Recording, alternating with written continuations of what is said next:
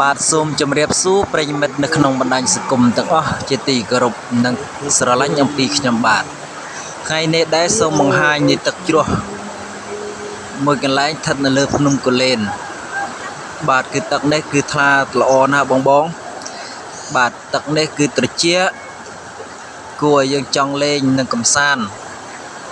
បាទឮសូរសំឡេងទឹកហូរហើយក៏មានអារម្មណ៍ស្រស់ថ្លាពេលដែលយើងបានមកលេងនៅទីកន្លែងនេះ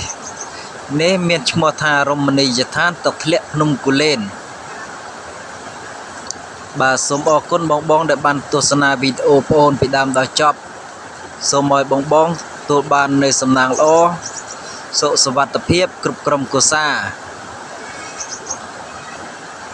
បាទសូមអរគុណ